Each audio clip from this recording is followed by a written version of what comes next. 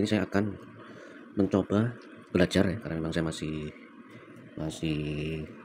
amatir ya, masih pemula ya. Jadi saya mau belajar merakit drone. FC-nya, untuk FC saya gunakan FC Betaflight ya. Ini Betaflight F4 HD dengan power baterai 2-3S, 20 ampere ya. Ini FC ini 20 ampere, dan FC ini murah. FC ini kemarin saya nemu ini murah sekali, ini hanya 660-an. Ini saya beli di salah satu toko online terkenal.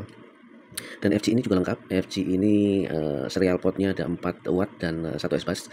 FC ini adalah FC AIO all in one. Jadi di sini internal RX-nya sudah ada menggunakan 2,4 GHz ELRS, dan FC ini juga sudah dilengkapi dengan port untuk air unit SD. Juga beberapa sensor seperti barometer, black box-nya juga sudah ada, dan tersedia internal 16 MB. Dan untuk SG-nya dia sudah menggunakan Blue Jay ya. Ya intinya FC ini murah dan sudah lengkap sehingga saya pilih.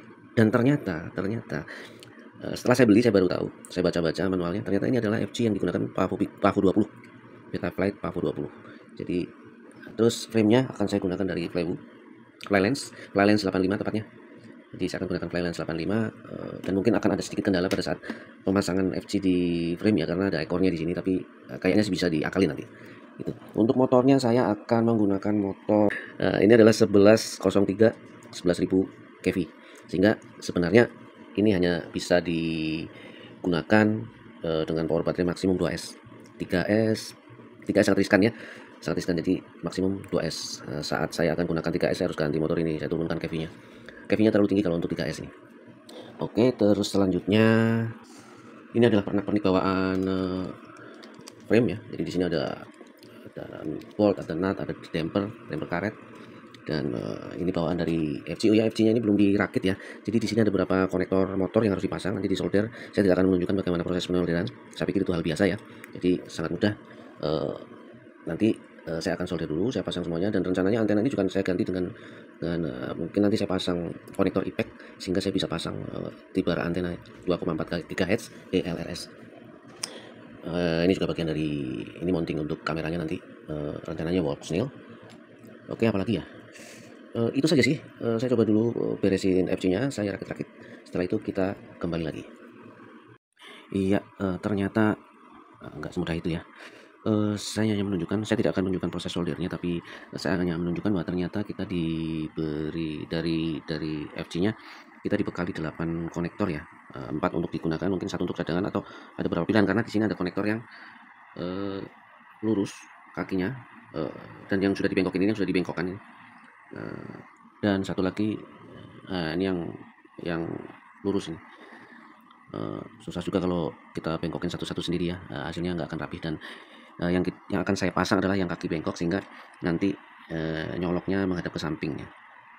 Jadi pemasangannya seperti ini untuk konektornya ya. Jadi tinggal disolder pelan-pelan. Oke, kita akan lanjutkan penyolderan ya sahabat RC. Jadi ini hasilnya. Ini di sini sudah saya pasang ya konektor, kabel power, elko, dan saya juga sudah pasang beeper. Nggak tahu ini beepernya kegedean nggak ya. Dan nanti posisinya ya tentunya bagian elko nanti di bawah ya. Nanti ini dilipat ke sana. Sekarang akan saya pasang GPS ya. Jadi GPS saya pakai Koku, ini nano GPS. Kebetulan ukurannya sama dengan frame-nya, dan menurut saya ini juga kualitasnya cukup bagus ya. Dan ternyata ini adalah FD PAVO 20. Jadi nanti mungkin saya nggak akan oprek-oprek di Betaflight-nya ya, saya akan copy aja tuningan asli dari PAVO 20 sih. Oke, terus ini nanti masang GPS di area sini ya. Jadi di area sini GPS ada 4 kabel RXTX ke ground dan 5 volt. Terus ya itu sih. Oh ya, antena, nanti saya juga akan pasang tibar antena. Jadi antena ini nanti saya solder aja, karena saya tidak mempunyai alat yang cukup mumpuni untuk masang IPEK konektornya. Jadi pernah saya coba tadi, kok kayaknya terlalu kecil posisinya, jadi sangat berisiko.